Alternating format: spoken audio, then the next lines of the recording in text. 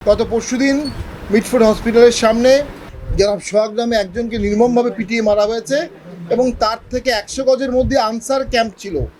Answer ক্যাম্পে answer ছিল, তাদের হাতে অস্ত্রও ছিল, কিন্তু কেউ তাকে বাঁচাতে এগিয়ে যায়নি। অর্থাৎ বর্তমান সরকার পুলিশ প্রশাসনের উপর নিয়ন্ত্রণ রাখতে পারছে না, পুলিশ প্রশাসন দিয়ে দেশের মানুষের নিরাপত্তা নিশ্চিত হচ্ছে না। এ বিষয়ে সরকার তীব্র ব্যর্থতার পরিচয় দিচ্ছে। এই ব্যর্থতার দায় বর্তমান সরকারকে নিতে হবে এবং আমরা মনে করি এর প্রভাব রাজনীতিতেও পড়ছে, যে সরকারের সাথে প্রশাসনের সমন্বয় দেখা যাচ্ছে না, সরকারের সাথে আইনশৃঙ্খলা বাহিনীর সমন্বয় দেখা যাচ্ছে না, সরকারের নিয়ন্ত্রণ নাই, সরকার মবতন্ত্রকে নিয়ন্ত্রণ করতে পারছে না। মব ভার্সেস রাষ্ট্র, মব ভার্সেস সরকার, এবং সেখানে বারবার আমরা দেখছি মব জয়লাভ করছে। এটা রাষ্ট্র হিসাবে, দেশ হিসাবে আমাদের জন্য অত্যন্ত লজ্জাকর। আমরা কখনোই হিংস্র জাতি হিসাবে পরিচিত ছিলাম না, আমাদের নিজস্ব সম্প্রীতি ছিল, ঐতিহ্য ছিল। এই মবের ঘটনায় এবং মবের ভয়ের কারণে আমরা দেখছি সে ঐতিহ্য এবং সম্প্রীতি নষ্ট হয়ে যাচ্ছে। এই প্রেক্ষাপটে জাতীয় পার্টি জনগণের পক্ষে অবস্থান নিয়ে আমাদের মাননীয় চেয়ারম্যান বিগত 10 মাস অত্যন্ত জোরালো ভাষায় জনগণের পক্ষে কথা বলছেন।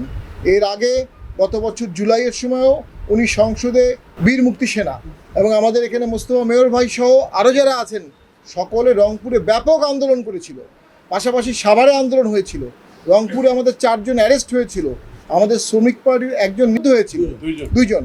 সেই আন্দোলনে সক্রিয় অংশগ্রহণ করার পরও আমরা দেখলাম সংস্কার প্রক্রিয়ায় জাতীয় পার্টিকে ডাকা হলো না, আমরা দেখলাম জাতীয় পার্টিকে গালি দেওয়া হলো, আমরা দেখলাম আমাদের মাননীয় চেয়ারম্যানের বাড়িতে আগুন দেওয়া হয়েছে। আমরা তীব্র প্রতিবাদ করেছি সেই সময়। আমরা মনে করি সরকার ভুল পথে চলছে, সরকার সঠিকভাবে সিদ্ধান্ত নিতে পারছে না, লেভেল প্লেইং ফিল্ড করতে পারছে না। আজকে আমরা মিটিং করতে গেলে বাধাগ্রস্ত হচ্ছি, আমরা মিছিল করতে গেলে বাধাগ্রস্ত হচ্ছি। যদি মিটিং মিছিল করতে না পারি নিবন্ধিত দলরা, তাহলে আমরা লেভেল প্লেইং ফিল্ড কীভাবে সরকার নিশ্চিত করবে? এবং বর্তমান সরকার লেভেল প্লেইং ফিল্ডের জন্য সচেষ্ট না। পাশাপাশি নির্বাচনের জন্য 17 লক্ষ প্রশাসন সহ সকল রাজনৈতিক দলের মধ্যে যে প্রাণচাঞ্চল্য তৈরি করতে হয়, সরকার সে বিষয়ে যথেষ্ট ভূমিকা রাখেনি।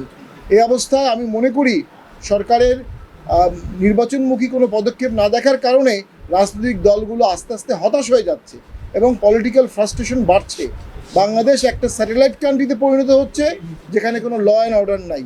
বাংলাদেশ একটা ব্যানানা কান্ট্রিতে পরিণত হচ্ছে যেখানে কোনো শীর্ষ থেকে বটম পর্যন্ত কোনো নিয়ন্ত্রণ নাই, তৃণমূল থেকে কেন্দ্র পর্যন্ত। পাশাপাশি খুব দুঃখজনক, বাংলাদেশ একটা মব রাষ্ট্রে পরিণত হয়ে গেছে, একটা ভেন্ডেটা প্রতিহিংসা পরায়ণ রাষ্ট্রে পরিণত হয়ে গেছে।